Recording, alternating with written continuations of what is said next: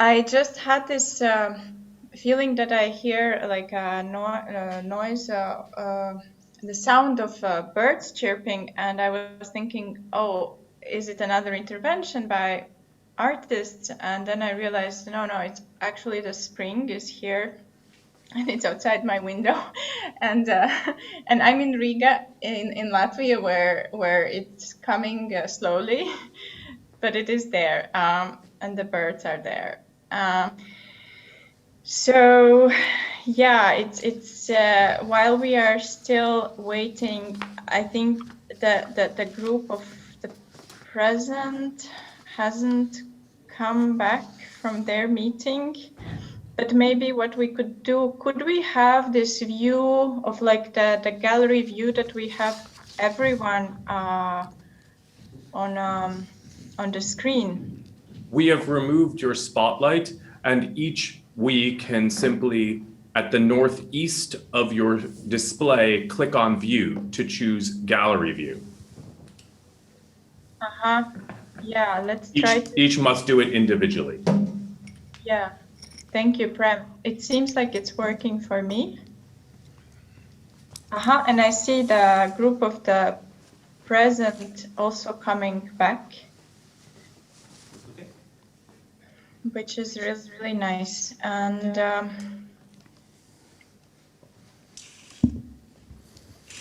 And I think, so this is this moment when we would really like to open it up to the assembly and to anyone who has still more questions, or to the present, to the future, or to us, or comments, or anything that you would like to share with everyone.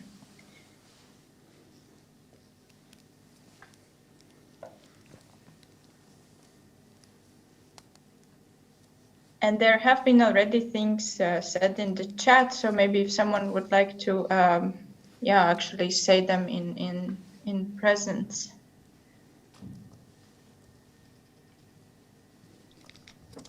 I would like to ask a question from everybody who are non-indigenous here, that what kind of a collaboration you wish to have with indigenous nations?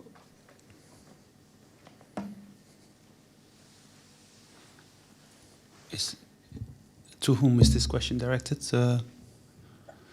Everybody who is non-indigenous. Sorry, I didn't get it. Is it directed to us or to anyone? Can you ask?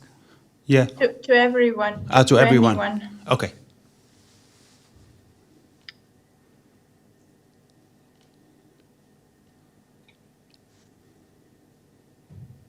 Yeah, I see Frank. Yeah. I will give an answer to Pauliina,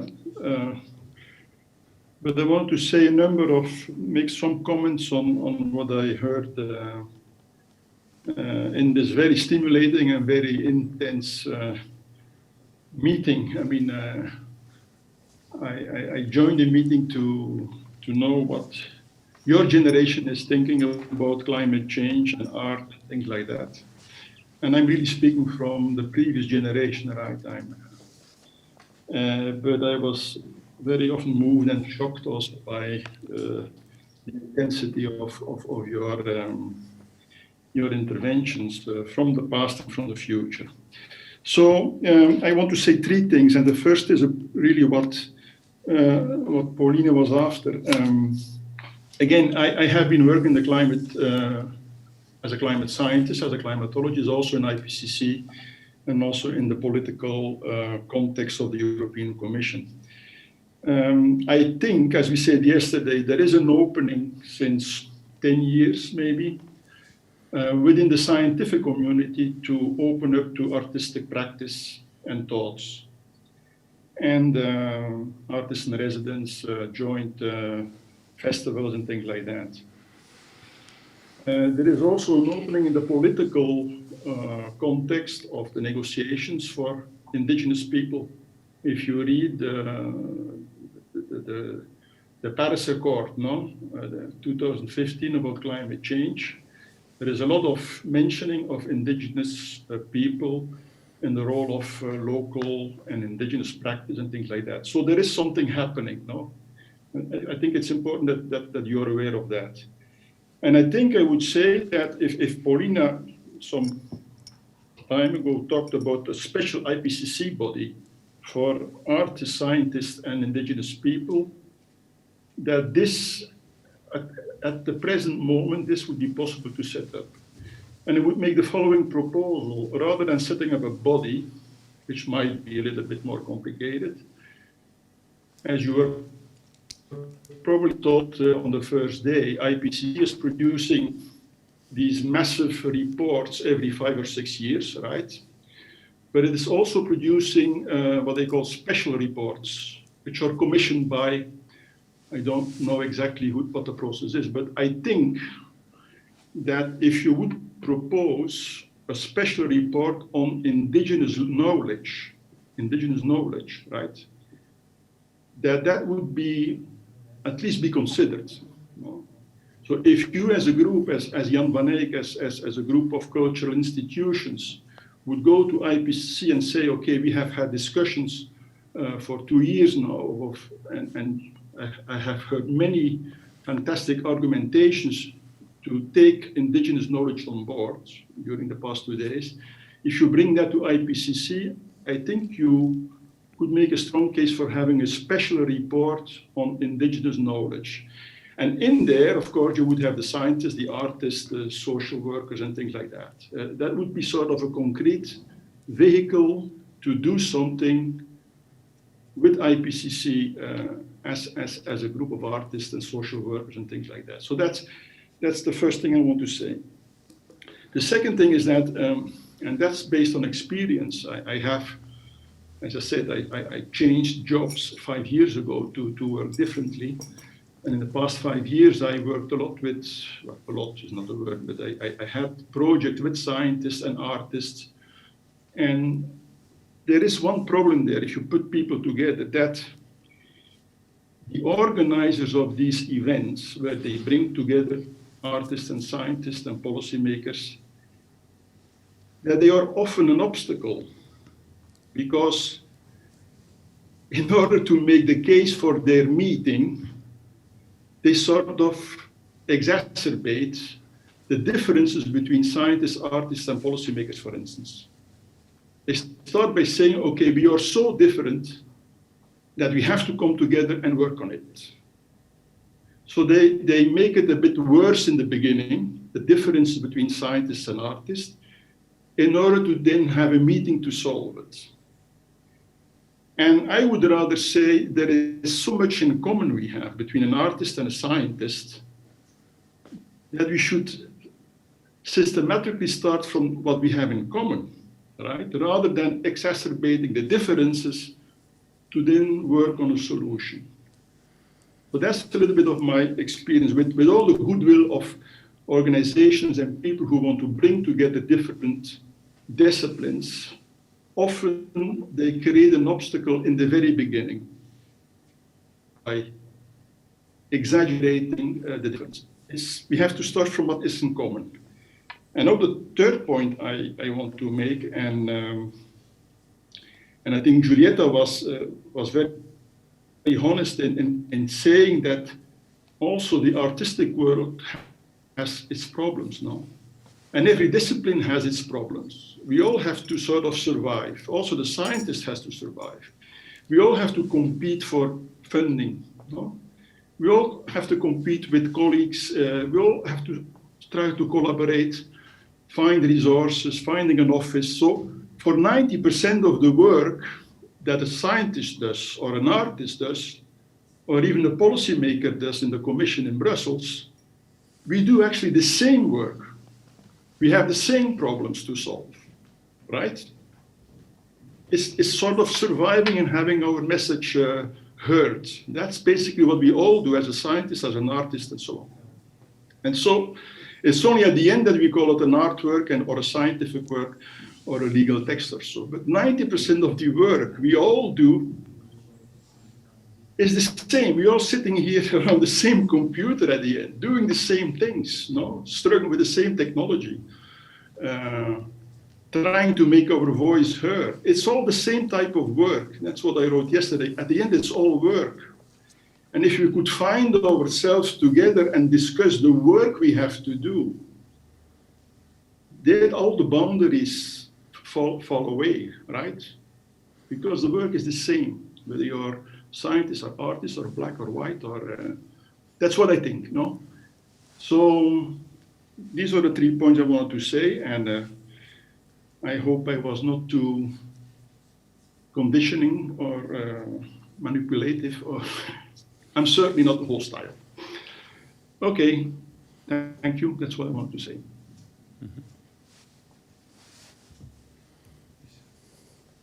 Thank you, Frank. Does someone else would like to answer to Pauliina Feodoroff's question? I see actually Sarah is writing in the chat. Maybe Sarah, you would like to come up and say your thoughts. Yeah. Hi, everyone. Can you hear me? Yeah. Well, first of all, thank you for these very, very interesting 3 days. I've really, really enjoyed them, and I'm really impressed with the potential that I've heard and seen from all the attendees. And so I've lived in Australia for 7 years, and living in Australia made me realize that coming from the Netherlands, I can't express this strong connection to land. I can see that you lost me. Sarah, you're there. Okay. Yeah. Do you want to restart, please? Yeah, I can restart, and I'll just keep it a bit brief in case my connection drops out again. When I lived in Australia, I realized that coming from the Netherlands, my connection to land and country was something I would really like to learn more about.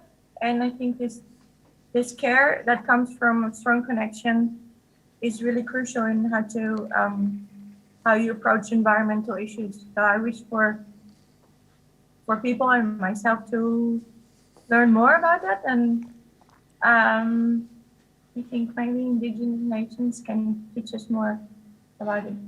But that's me speaking as a Dutch person.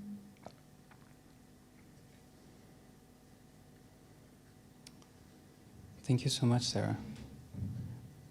Does anyone want to respond to that? We can give a few minutes. I would like to respond to Pauliina's question, which I just think is an incredibly generous question, and I think, Pauliina, you've already said I don't know. It's like the question, I'm overwhelmed by the question, and I think the only way I could say to answer it is to, I don't know, open some spaces for having that dialogue about what that might be.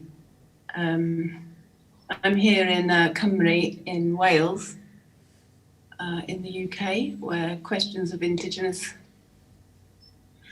people and land is very complicated, as is my own personal relationship with it. And this whole space has been a wonderful opportunity to really question pretty much everything. And I would just love to hold some dialogue to work out how I might even possibly start to answer that question.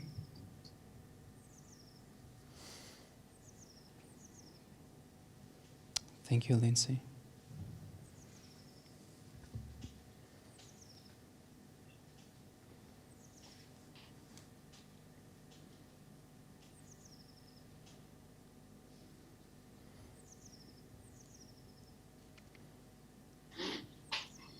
Is there someone else who would still like to answer to Pauliina, or maybe have another question or another comment?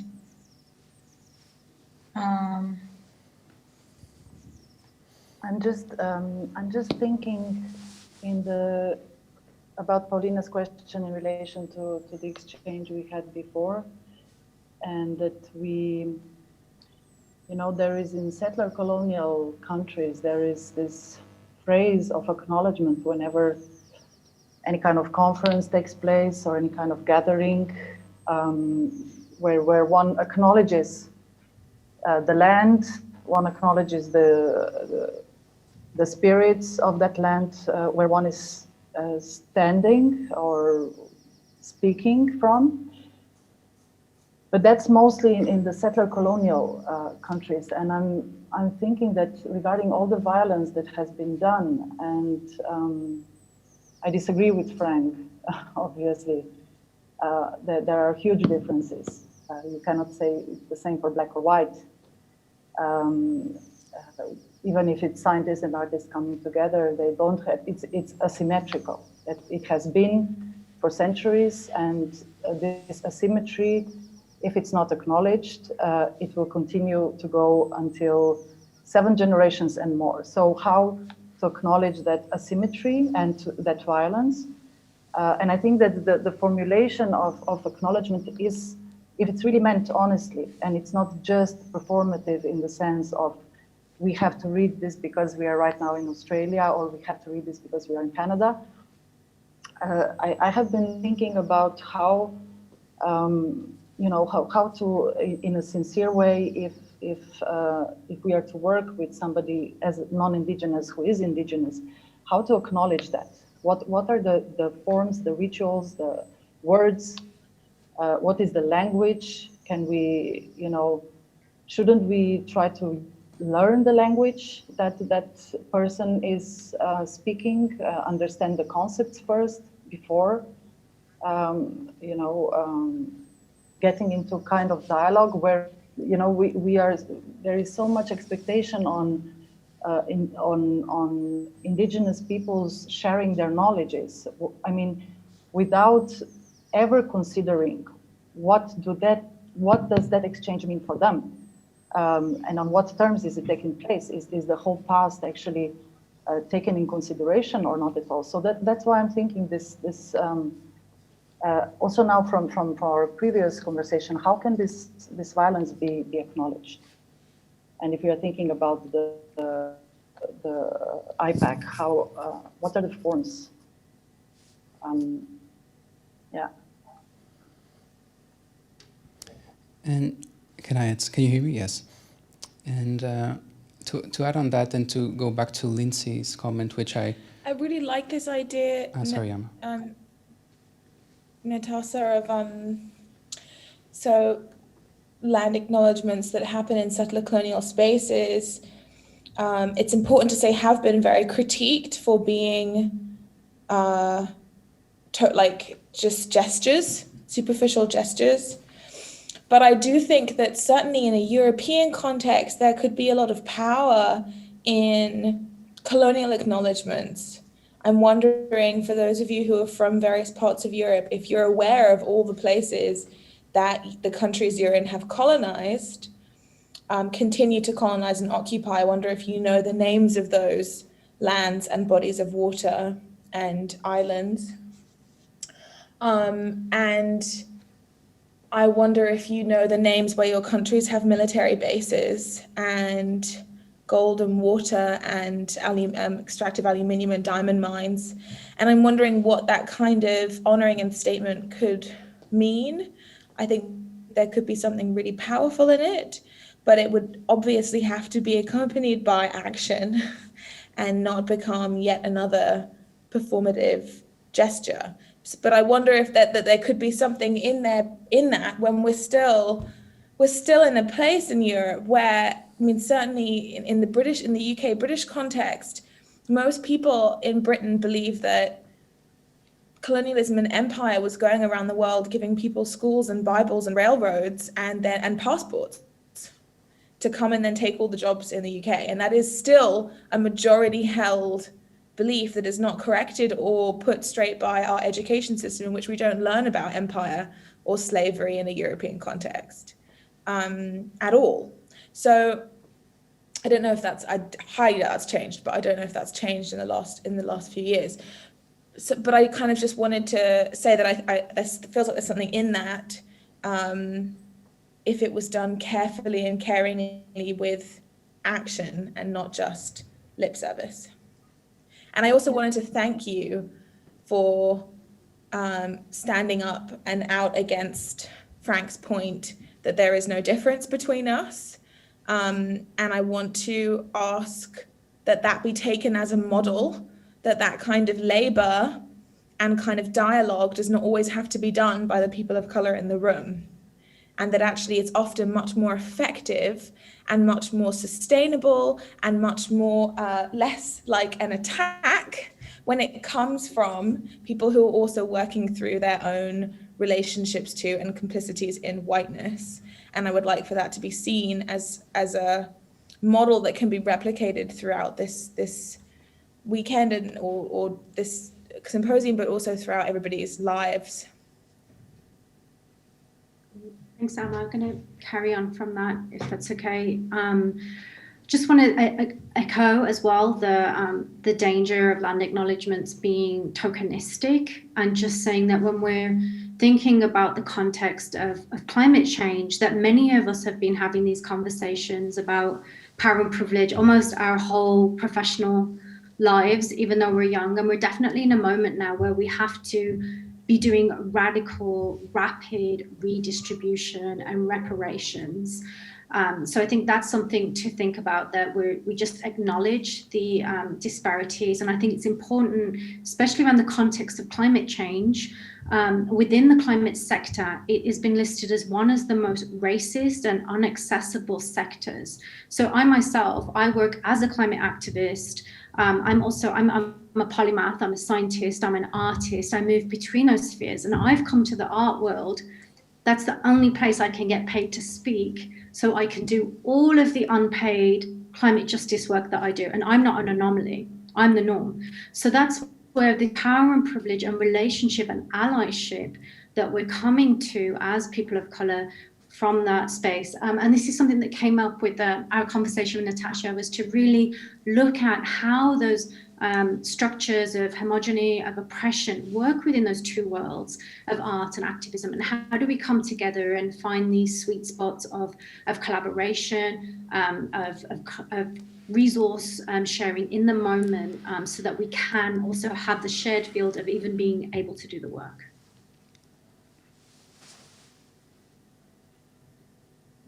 Can I maybe quickly add to this that the art and science sort of discourse in the field of art and science collaboration is and continues to be and has been very white and very male, and there's a kind of there's been more acknowledgement of that, but it's still something that has really, there's a lot of work to be done on that front, and I think that has been definitely something that has been opening up recently. But yeah, just as a short sort of addition to this. We wish to thank you all of your responses and comments, both in the written form and in the oral form. And maybe to conclude that the outlining of the differences is in many cases about pointing out that there are still groups and voices who lack sovereignty, and it's the final and sometimes a very desperate attempt to cry out for the remainings of one's sovereignty in those fields. And if that sovereignty is acknowledged, then a true equal dialogue can take place. And secondly, being, as my sister from the ancient world, Suzanne, was referring to, being end result of already happened apocalypse, that has created the sense of urgency in every step of the way. The decision that has been done nearly 15 years ago of choosing to collaborate with climate change scientists and wishing to share all the all the observations on land, changes on land, that has been the only way to try out to find a way to make some kind of a difference on the collapsing ecosystems in Arctic. And it has been quite often until the very recent years that the resources for those observations have been given for the white male scientists who will write the report, and us, the indigenous co-researchers who may be in private relationships, the scientists have been referring to us. We are not paid or we are not being given resources. And the turning point in my particular community has been the art funding. The art has been giving the funding to include more co-researchers from our nations to build up in our own premises the collaboration with the scientists. And like I said yesterday, and now I'm speaking as I, not as we, natural science and traditional science are not against each other, but it has taken over 40 years for holders of traditional knowledge to convey and convince the scientists and science in general that we do also have something valuable to give us. And everybody has a different pathway, but that has been my pathway. All my adulthood, I've been trying to sell out the traditional knowledge to different markets, and one of the markets has been science. And yes, I acknowledge and applaud this small scale of change that has started to happen within both science and arts. But as my fellow Alma and others who have been using their voices there in this conversation, it has taken a toll. It really has taken a toll. And I'm not just speaking of fatigueness, but the remaining spots of old growth, lands, forests, and which are the remaining spots of old growth mind knowledge, are undergoing incredible collapsations, incredible losses, and yes, ecocide and genocide. And therefore, nurturing that space is something that we cannot do alone. And any kind of and that sense of urgency that comes from my generation, but also the generation that is younger than myself, is the realization that that old knowledge is dying out. Those old forest places that are the source of the information, they are dying out. And also the carriers of the knowledge are dying out. Just look at what the COVID has been, how it has hit the indigenous communities. How much, for instance, in the Turtle Islands, in the Canadian, so-called Canadian, how much elders has passed away during the COVID-19? The loss is tremendous, and the loss is invisible. But we see that we will see that in our youth in 20 or 30 years, because the traditional way of passing the traditional knowledge has been interfered because we have lost our living libraries.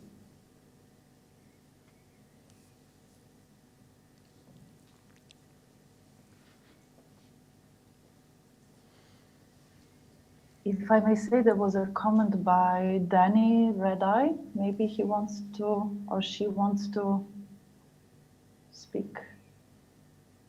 Hi, yeah. I just on the topic of the indigenous relationship with the indigenous communities. I am Seneca. I live on the Seneca Allegheny Indian Reservation in Salamanca, New York.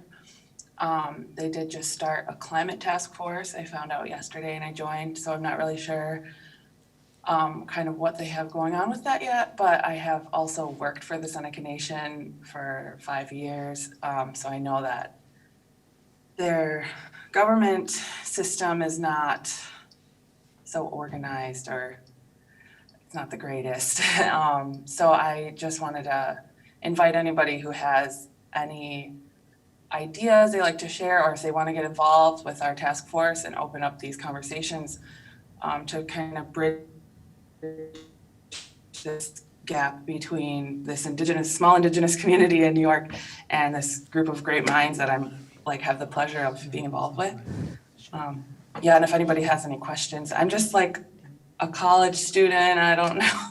I'm just here trying to learn. So yeah, if anybody has any questions or anything, please, I invite you to get a hold of me and I will be glad to speak with you about it.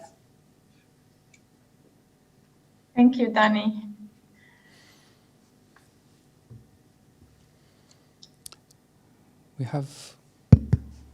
We have a very nice comment and questions from Charles Zesche.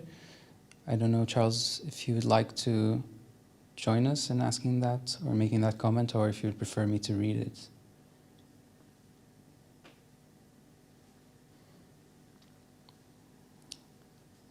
Maybe I can start reading it so that everyone in the... Okay. I will read Charles Zesche comments so that everyone on the live stream can also follow the conversation. So thanks for the question, Pauliina, and comments, Amma and Nataša. I think there's so much work that white European society has to do before, or at least during, any kind of collaboration. For me, within the art world, that's connected to what a few of us call demodernizing as a secondary European action under the imperative of decolonizing. I think if indigenous people are willing to help us with that, and there's often a generosity that I have experienced, then that is already a lot. If they are not willing, then it's very reasonable to wait until we, white European bodies, are fit for purpose. Beyond that, I see our job in a provincial Dutch museum as being to use the power we have to give space and time to listen, learn, and be led into action like this. Thank you, Charles, for that.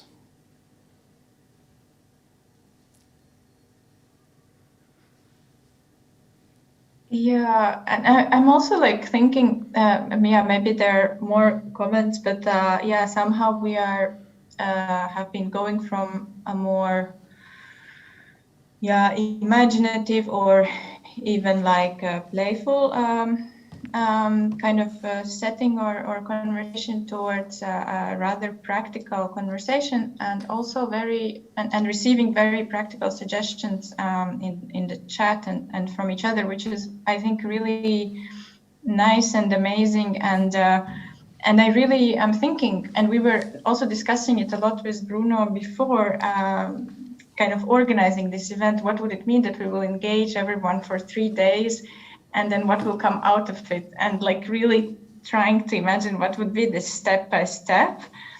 And I think it was nice to hear also from Katia Garcia Anton very many kind of those suggestions, which also came with this idea that it shouldn't be a burden. So I'm really wondering, yeah, like how, like if it would continue, you know, then wouldn't it be also like quite burdening in terms of time, and how could actually, instead of being that burden, it could also be this amplifier of a certain voice. And maybe there needs still to have some time or some, yeah, like more bodies conversing, because as also is mentioned, there are so many institutions and individuals doing similar kind of work. So and just to find this right format to bring this further, and at the same time also like a lot of discussion sort of really came towards, you know, working with our own structural issues within the art world. So yeah. But maybe this thing of the burden versus voice and actually gaining something is something that I'm keeping to wonder within those days, you know, because now everyone has so generously shared, and we feel like we've learned so much, and where to like and how to bring it further. Can I add something to that? Yeah. And following from what you said, and also the previous conversations, I think what personally I learned, but I think Inga, we touched base briefly, what I learned from listening to all of you was that how, and maybe answering Pauliina's question and reiterating the I don't know from, sorry, I forgot your names. Yeah, from one of the speakers before, like, I don't know. For me, it was important to realize to what extent also the format that we propose somehow counteracted the purpose that we wanted to achieve. And not only the format for discussion, but the time and the process of doing it. And I think, and Amma a little bit before asked me on the chat how to move forward, and I think one of the ways that we can move forward within the Jan van Eyck is to take this small scale structure of this event and learn from it, because I think the small scale structure of this event is a symptom of larger scales. For example, if we want to be concretely discussing the format of the urgency intensive, what can we learn from what has happened now, what we were asking from you, and what is the time frame that we allow, what are the conditions that we allow for. So how can we not repeat the same mistakes? How can we leverage the things that were positive and possible? But how can that escalate to a bigger institutional framework? And then, of course, one can talk about the wider trajectory of the Jan van Eyck, like how can we learn from this experiment with all the good and bads that it has, and how can that influence a larger scale of the institution and a larger trajectory, and hopefully we can start tapping on the outside of the institution after that. But for me, that realization was really important, and of course, Inge and I were very hesitant in proposing some kind of structures and running that risk. But I think also this kind of process that is in itself extractive is something that could also happens within our working methods and institutions as curators and as art institutions. Yesterday, Katia Garcia-Anton was putting on the table if we would need new temporalities for institutions in order to be able to be more or less resource extractive. So how and Nataša wrote about slow institutions, of course. So I think, Amma, to answer your question now outside of the chat, I think there are many ways of bringing this discussion forward that I would love to discuss with all of you. But I think for the Jan van Eyck, hopefully, this can be very, I don't want to say useful, but this can be like a wake-up call to reformulate or to think how to best propose certain discussions without having necessarily yet found the models that, or the formats that don't actually counteract what we're trying to even, move forward or discuss in a generative way. So that for me was a really important realization, and I thank you all for bringing it back to us on that responsibility. Yeah.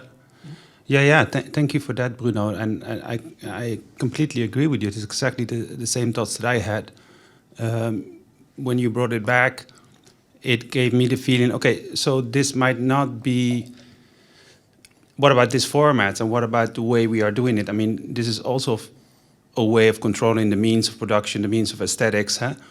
And to go back to ourselves again and think, what do we need to look at our own organization? How can we have these issues and subjects in our own to be discussed in our own organizations? And I think when I started with this idea of putting climate change as sort of a central idea within the organization, my only feeling that I had was we need to align to the IPCC. If we want to halve our emissions by 2030, we at least need to align with it. We at least need to look at it and see what ways do we have in order to change our organization as such that we can also move towards zero emissions.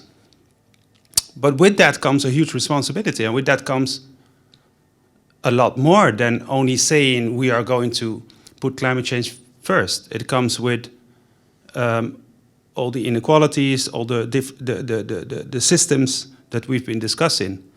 And we've had many debates and many issues here, also relating to the arts itself, because the first thing that people said is, well, you're thematizing the climate change, you are instrumentalizing the arts, we are going to lose our autonomy as artists. We should be autonomous. And this discussion is still going on right now. We need to keep our autonomy. But I'm saying, like, well, how can you keep your autonomy when you have this heat in your neck that is actually telling you you have to change? But it's good. We take it back, rethink. I think it's super valuable. Thank you for that.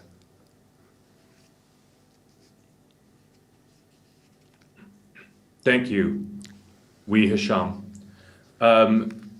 We want to say that we have some different feelings about competition in our 2121, and so we can acknowledge in our time more clearly there is neither success nor failure, there is only learn.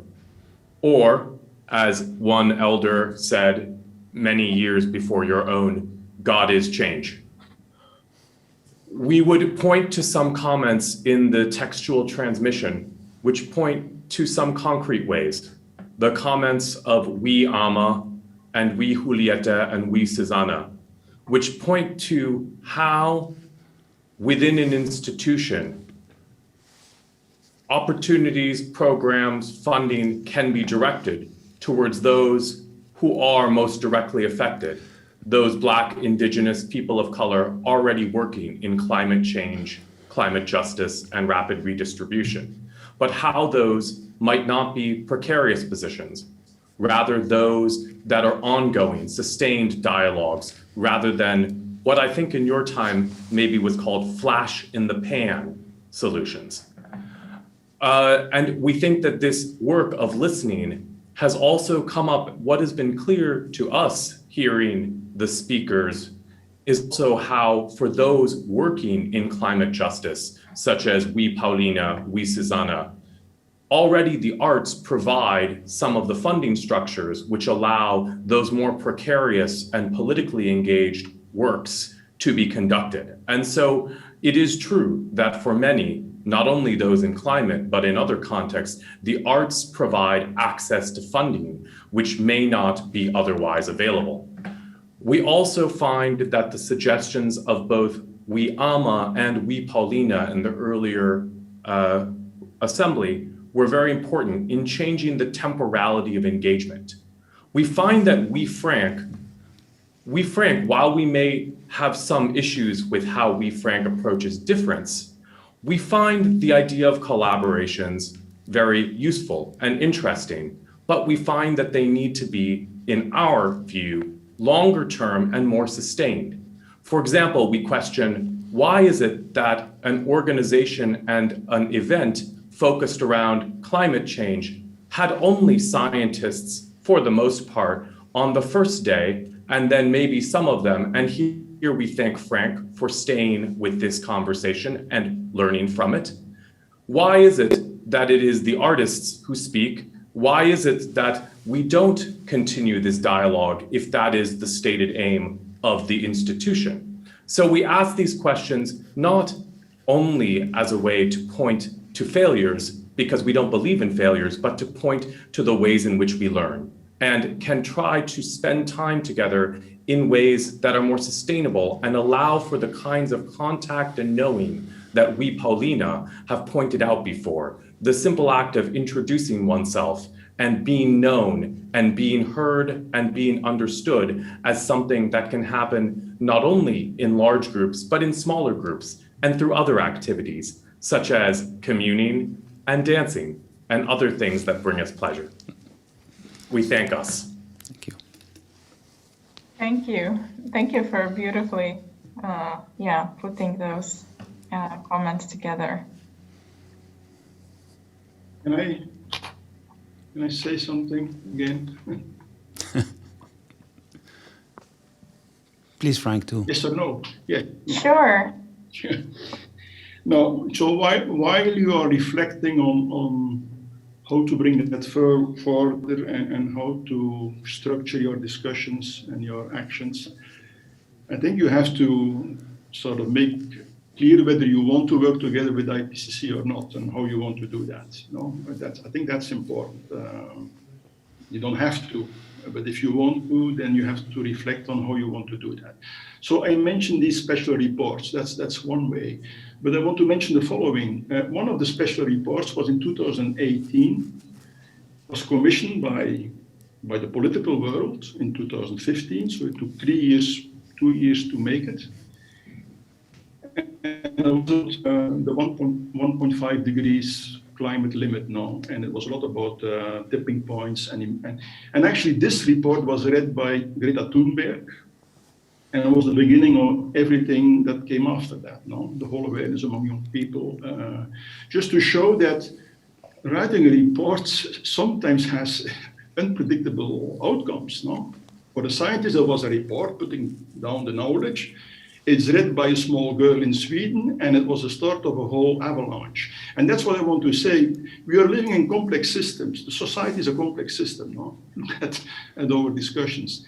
And in a complex system, if the system is put under stress all the time, comes one grain of sand and it makes slide away the whole mountain. It's unpredictable which grain of sand, but it comes. In a complex system under stress comes a moment that everything changes rapidly. And we have seen it with the awareness among the young people in the past years. So the message is to put the system under stress all the time, from all directions, from the scientific, from the artistic, and so on and so on, with the knowledge that sometimes something will happen importantly. And that's a little bit how I look at it, not to keep pushing without knowing when things will really change, but things do change at the end. The coronavirus was a very little, one virus sprung from an animal to a human, and it set in motion a whole change in our societies. So that's a little bit the view I have on things, and that's why we have to keep pushing like you do all the time. And I'm grateful for the young people that they keep up the pressure. Yes. But I think we've had a great kind of chat also still about this, if we want to collaborate with IPCC. And so Pauliina has said that, yes, we wish to, and then some important points I think have been raised here. So by Katja, that this collaboration with IPCC should and could be one of a multi-layered approach. And Pauliina is adding that the tool of special report can be one option for end results for collaboration.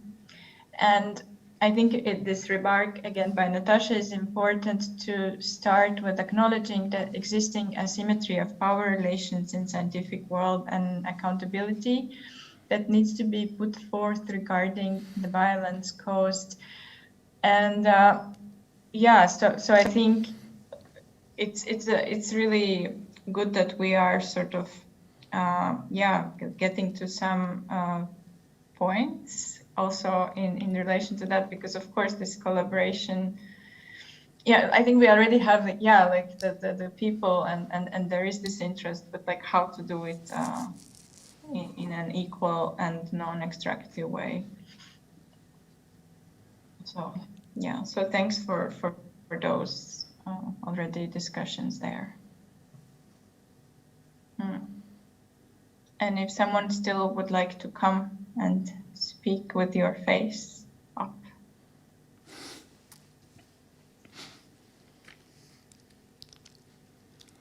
We should dance. We would be very happy for us to dance. Is it the dancing moment? You feel? We would be very happy if there were a suggestion for some music available in your time. We would be happy to share some music. Would there be a suggestion? I have one. Okay, Nataša. Sorry. Yes. Go. Suggest it and we play it from here. I think we can. What's your suggestion? It is okay. 2021. We have control of the audio. This is Saul Williams. List of demands brackets reparations. Great. And there you go. If you would like, I will put in the chat also the lyrics because it's really important. Thank you, Nataša, for this beautiful. I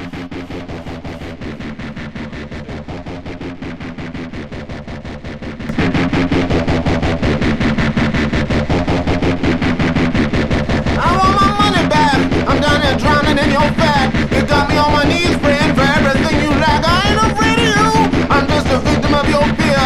You cower in your tower praying that I'll disappear. I got another plan, one that requires me to stand on the stage or in the street. Don't need no microphone to beat. And if you hear this song, if you ain't dead, then sing along. Banging strong in his head, brother, you get where you belong. I got a list of demands written on the palm of my hands. I'm on my fist and you gon' know where I stand. We live in hand of mouth. You wanna be somebody, see somebody, try and free somebody. Got a list of demands written on the palm of my hands. I'm on my fist and you gon' know where I stand. We live in hand of mouth, hand of mouth. I wrote a song for you today while I was sitting in my room. I jumped up on my bed today and played it on the broom. I didn't think that it would be a song that you would hear, but when I played it in my head, I made you reappear. I wrote a video for it and I acted out each part, and then I took your picture out and taped it to my heart. I taped it to my heart, yeah girl, I taped it to my heart. And if you pull away from me, you'll get my life apart. I got a list of demands written on the palm of my hands. I'm on my fist and you gon' know where I stand. We live in hand to mouth. You wanna be somebody, see somebody, try and free somebody. Got a list of demands written on the palm of my hands. I'm on my fist and you gon' know where I stand. We live in hand to mouth, hand to mouth. Ecstasy suffering, echinacea buffering. We aim to remember what we choose to forget. God's just a baby, and her diaper is wet. Call the police, I'm strapped to the teeth, and liable to disregard every belief. Calling the law, I'm fixing to draw a line between what isn't seen to call up a brawl. Calling them now, cause it's about to go pow. I'm standing on the threshold of the ups and the downs. Call up a truce, because I'm about to break loose. We're taking that cause I'm breaking out of my noose. I got a list of demands written on the palm of my hands. I'm on my fist and you gon' know where I stand. We live in hand to mouth. You wanna be somebody, see somebody, try and free somebody. Got a list of demands written on the palm of my hands. I'm on my fist and you gon' know where I stand. We live in hand to mouth, hand to mouth. I got a list of demands written on the palm of my hands. I'm on my fist and you gon' know where I stand. We live in hand to mouth. You wanna be somebody, see somebody, try and free somebody. Got a list of demands written on the palm of my hands. I'm on my fist and you gon' know where I stand. We live in hand to mouth, hand to mouth.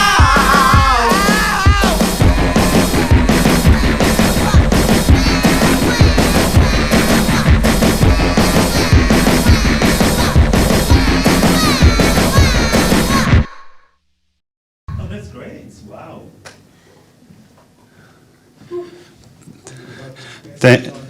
Thank you, Nataša. Wow, we needed that. So, Bruno, where do we take it from here? To the future again, to thank Prem, because I know, Prem, you are sending the energies for the dance. I could feel them. Yes, it worked out. Whew, okay.